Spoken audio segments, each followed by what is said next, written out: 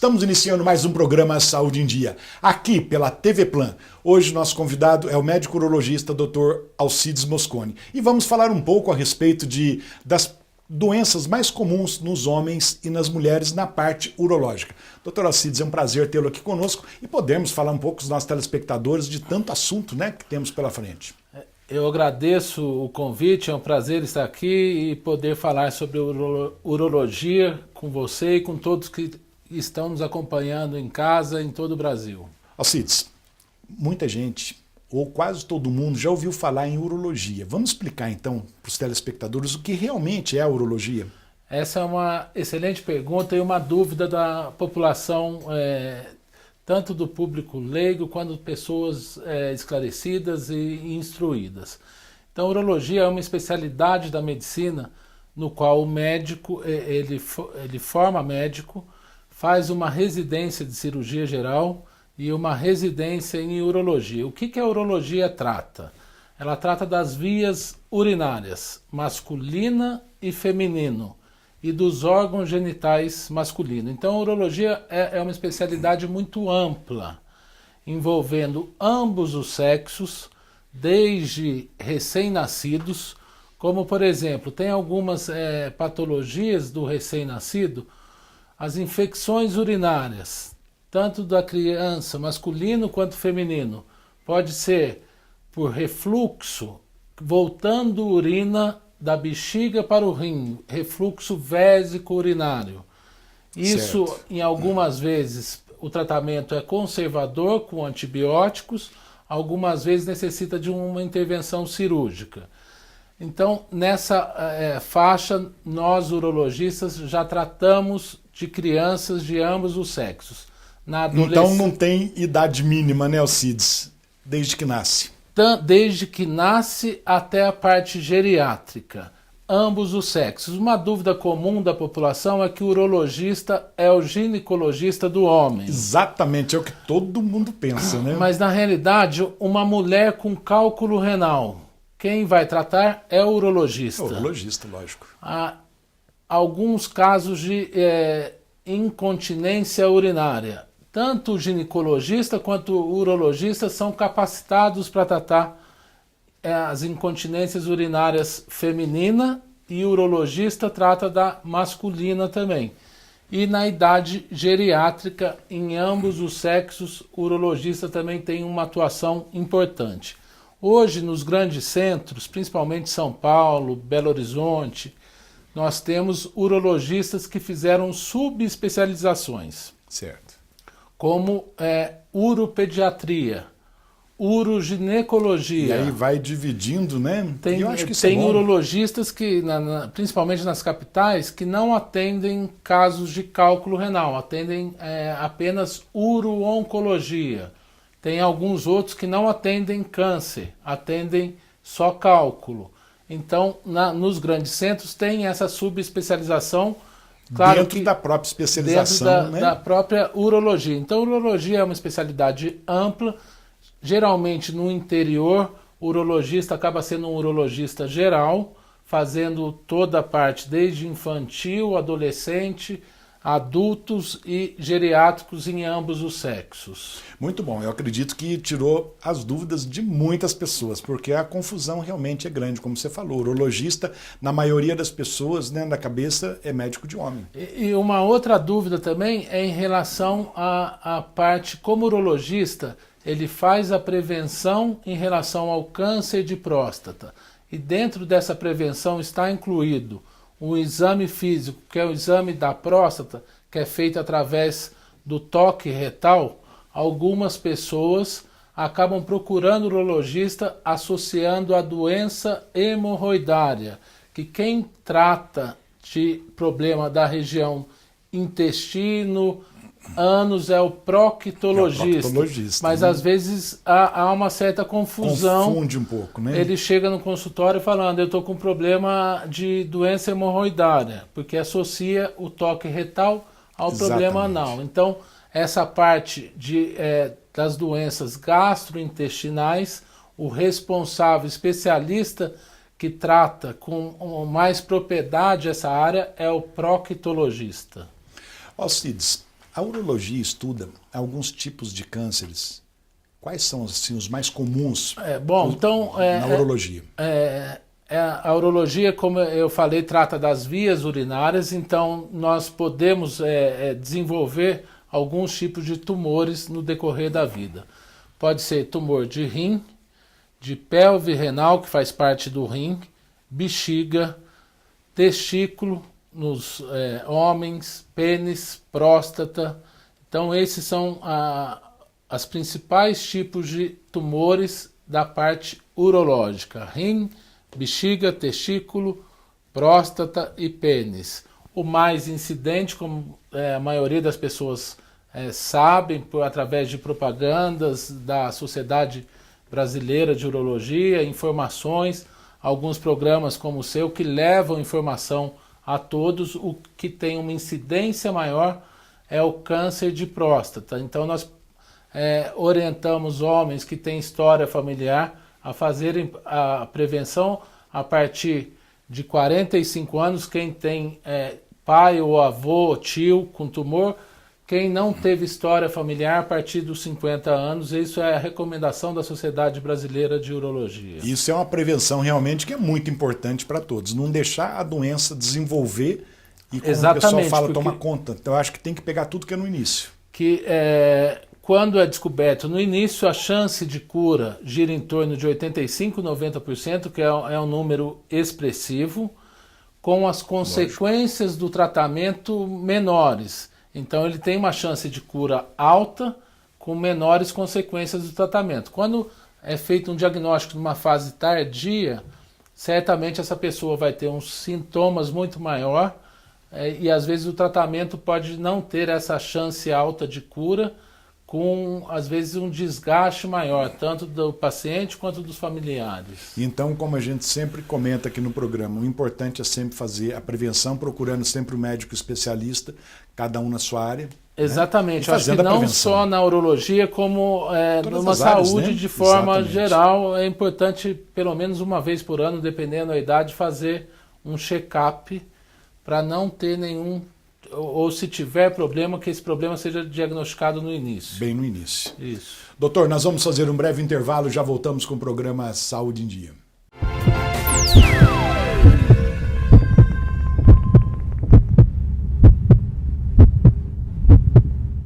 Voltamos com o programa Saúde em Dia e hoje conversando com o médico urologista Dr. Alcides Mosconi.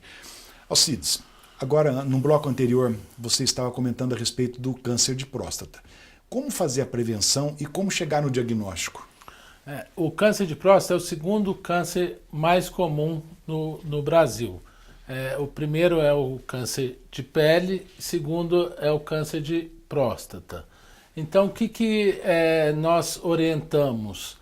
Que quem tem história familiar, a partir de 45 anos, deve ser feito um exame de sangue, que é através do, é uma glicoproteína que é dosada, chama PSA, ou antígeno prostático específico. E o exame físico, que é feito através do toque retal. Então, não tem valor de PSA que exclua o tumor de próstata.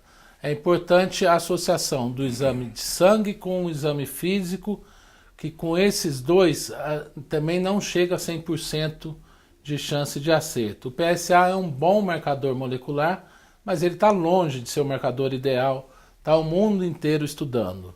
Tem alguns exames hoje em dia que novos aqui em Poços é feito quando tem PSA alterado e ou toque retal suspeito, pode ser feita uma ressonância nuclear magnética multiparamétrica. Olha que bom. Ela vai mostrar se tem algumas áreas na próstata suspeita para tumor, que recebe uma classificação de PIRADS. Dependendo dessa classificação, nós podemos ficar tranquilos que não precisamos prosseguir com a investigação diagnóstica.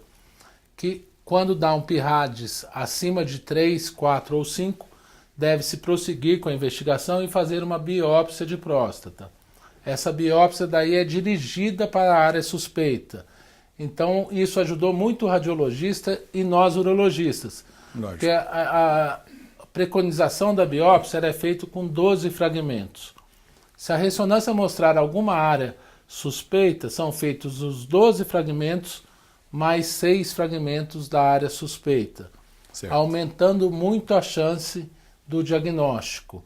E quando o diagnóstico é feito precocemente, a chance de cura é muito alta. Então nós não podemos desperdiçar e fazermos prevenção em relação ao câncer de próstata e as outras doenças de uma forma geral. Temos que fazer a prevenção, né? Exatamente, tentar, como aumentou a expectativa de vida, todos nós queremos viver cada vez mais, e o mais importante é com boa Bem, né? qualidade de vida, vivendo qualidade bem. mesmo. Isso. Tem alguma causa assim, mais comum que chega a paciente a ter o câncer de próstata ou não? Tem algumas teorias que já foram aventadas, e tem um trabalho clássico mostrando que os japoneses que saíram do Japão e mudaram-se para os Estados Unidos desenvolvem mais câncer de próstata que os japoneses que ficaram no Japão. Então, o que esse trabalho nos mostrou? Que tem alguma relação com o fator ambiental e alimentar. Né? Que nos Estados Unidos é conhecido e sabido que é muito rico em alimentação fast food, ou as junk foods, que são dieta rica em proteína, em carne. Isso está mostrando que pode ter, sim, uma relação no desenvolvimento do câncer de próstata. Na raça negra também tem uma incidência maior que na população branca. Então, o que tem de prevenção em relação ao câncer de próstata? Também foi postulado há alguns anos que a vitamina E, o selênio, poderiam ter algum benefício em relação à prevenção. Isso já foi descartado, nós sabemos que não tem nenhuma utilidade clínica para diminuir a incidência de câncer na população masculina. O que está cada vez mais sendo falado é que nós devemos manter as secreções para fora do organismo, então através ou de masturbação ou relações sexuais. E isso não é um incentivo à promiscuidade, sempre quando for ter relação, sempre ter consciência das doenças sexualmente transmissíveis. Se prevenir. Exatamente. Né? E manter as secreções para fora do organismo. E tem também um estudo mostrando que quem vive em cidade litorânea que tem uma incidência boa dos raios solares, tem uma diminuição da incidência do câncer de próstata. Puxa, aí é outro perigo, por causa do câncer de pele. Então eu acho que é bom senso. Exatamente. E a vida, a gente tem que ter um bom senso, achar um equilíbrio. Claro que se for fazer churrasco todo dia não vai dar certo, mas às vezes um churrasco com os amigos ao final de semana é importante para bater papo furado e levar a vida mais tranquila. Alcides, uma pessoa que tem câncer de próstata, o que ele sente? Qual o sinal, sintoma para essa pessoa? Essa é uma excelente pergunta, porque quando o tumor ele se manifesta, ele não apresenta sintomas. Então, por isso que nós orientamos a fazer a prevenção, porque é um tumor na fase inicial assintomático, ou seja, sem sintomas nenhum. A pessoa não tem nenhuma dificuldade miccional, não sente nada. Pode aparecer alterado o PSA e ou toque retal. Quando os sintomas ele aparece, geralmente ele está numa fase mais tardia. Às vezes a pessoa tem dificuldade para fazer xixi, acorda. Esses sintomas são parecidos com o crescimento benigno da próstata. Que a próstata, ela é uma glândula que está localizada embaixo da bexiga, na frente do reto. Então, quando é o crescimento benigno ou o tumor ele começa a crescer, pode comprimir a uretra e a pessoa ter sintomas obstrutivos ou sintomas miccionais. Dificuldade, né, para urinar. Dificuldade para urinar. Isso geralmente aparece numa fase mais tardia. E alguns casos que nós não queremos ver são quando a pessoa começa com manifestação com dores ósseas. Que o tumor de próstata, quando ele sai para a próstata, ele tem um predomínio, uma afinidade pelos ossos. e isso pode levar a fraturas patológicas ou dores exacerbadas, que é de difícil controle, até com equipe de médico especialista em dor. É difícil, às vezes, a gente ter o controle total da dor nesses pacientes que são feitos diagnósticos tardiamente. Alcides, nós comentamos aqui vários casos, né, mais do homem. Então, no próximo bloco, se possível, eu gostaria que você falasse alguma coisa assim que mais acomete, alguma doença, algum câncer que mais acomete a mulher. E também no próximo bloco a Juliana estará aqui conosco com as perguntas dos nossos telespectadores. Ok. Nós vamos fazer um breve intervalo e já voltamos com o programa Saúde em Dia.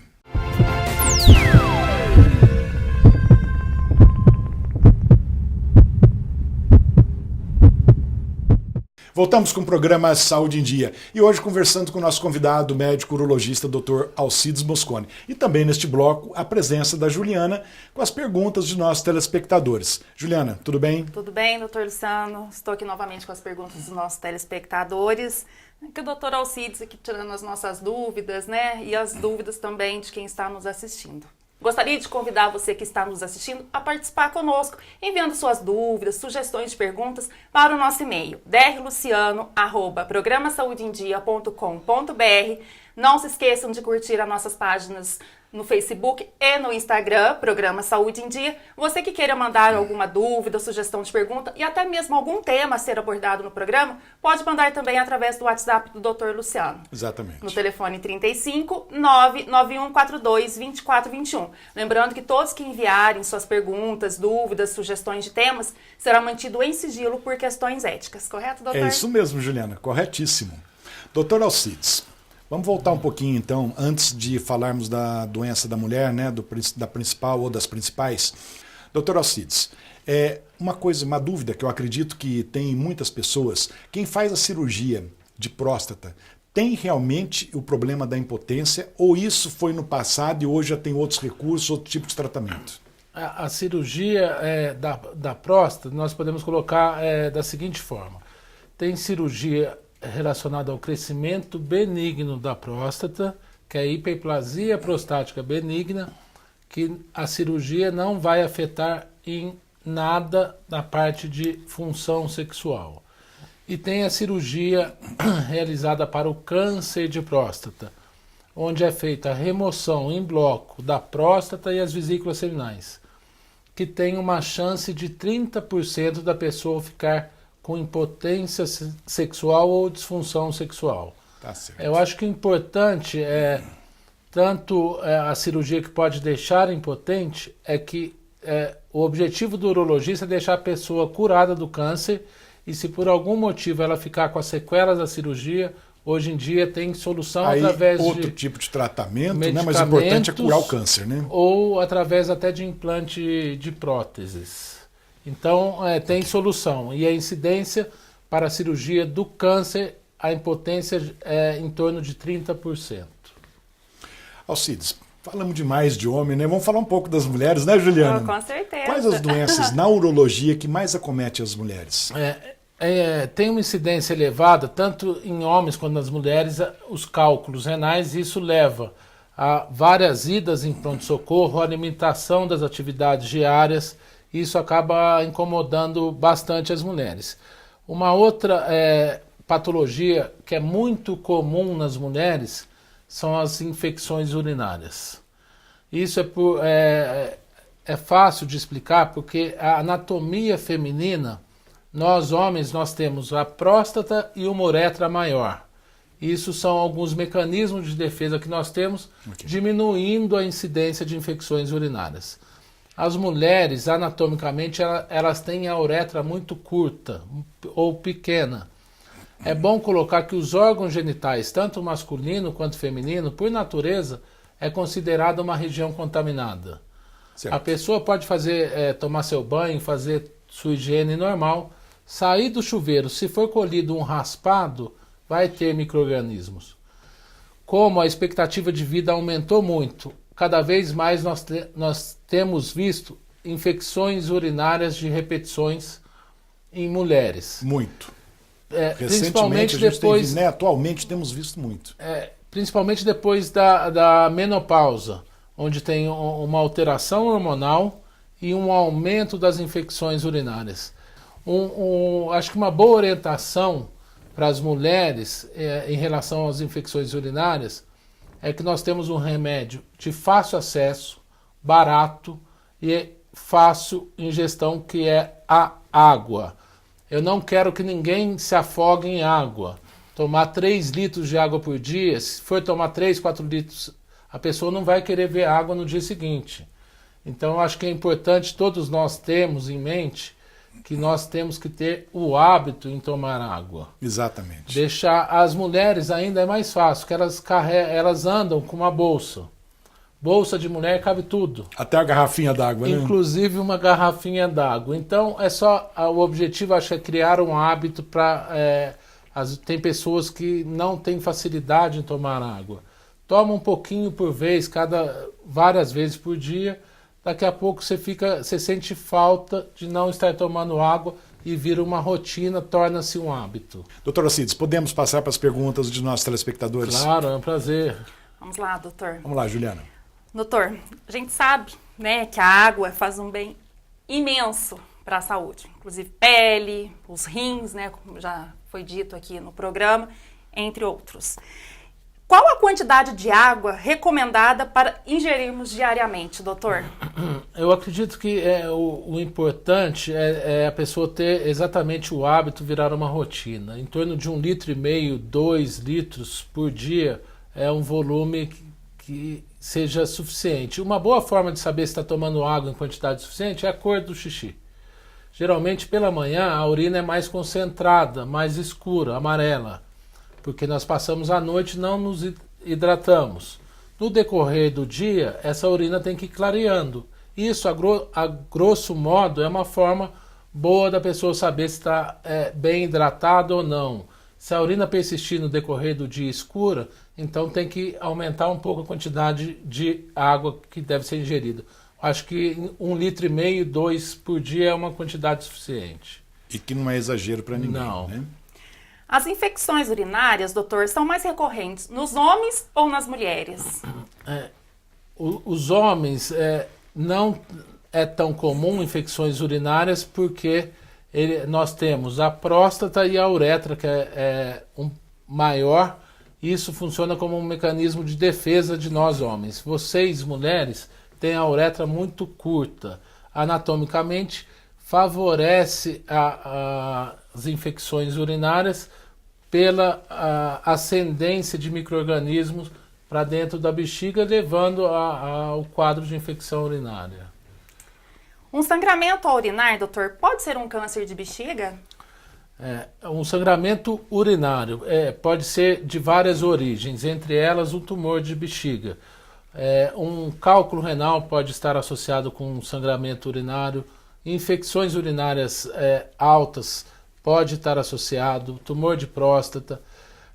O tumor de bexiga, é importante que todos saibam que nós não associamos. O tabagismo eleva em 7 vezes o risco de tumores da bexiga. Não só faz mal para as vias aéreas, como o pulmão, mas que também... é o que todo mundo pensa, né? Mas aumenta em 7 vezes o risco de câncer do trato urinário. Ou seja, quem fuma aí, vamos ficar atento, né, Vamos doutor? ficar atento, né? Vamos prevenir, né, Juliana? Com certeza, doutor. Bom, doutor Luciano, por hoje foram essas perguntas dos nossos telespectadores. Gostaria de agradecer a todos que participaram do nosso programa, enviando suas dúvidas, sugestões de perguntas, e que continuem mandando através do e-mail drluciano@programasaudeendia.com.br. Curta a nossa página no Facebook e no Instagram, Programa Saúde em Dia, e também através do WhatsApp você pode estar mandando suas dúvidas, sugestões de perguntas e até mesmo algum tema para ser abordado no programa, pelo telefone 35 991 42 24 21, e o Dr. Luciano terá o prazer em respondê-lo, certo? Isso doutor? mesmo, Juliana. Até a próxima semana, doutor, se Deus quiser. Até a próxima semana, se Deus quiser, Juliana. Doutor Alcides, infelizmente nós chegamos ao final do programa. Quero agradecê-lo muito, mas antes de encerrarmos, eu gostaria que deixasse uma mensagem para os nossos telespectadores. Eu que agradeço o convite, sempre é um prazer participar do seu programa, responder às perguntas dos telespectadores, a Juliana. Eu acho que é importante essa conversa, é uma conversa informal, mas nós estamos tentando levar mensagem para que todos tenham uma boa saúde e façam pelo menos uma vez por ano check-up não só da parte urológica, mas da saúde como um todo. Muito obrigado pelo convite. Nós que agradecemos, inclusive, seu tempo, né? Eu sei que está corrido, sei que você tem uma cirurgia agora. Muito obrigado por estar aqui conosco. Juliana, muito obrigado pela participação. Chegamos então ao final de mais um programa Saúde em Dia. Fiquem com Deus e até a próxima semana.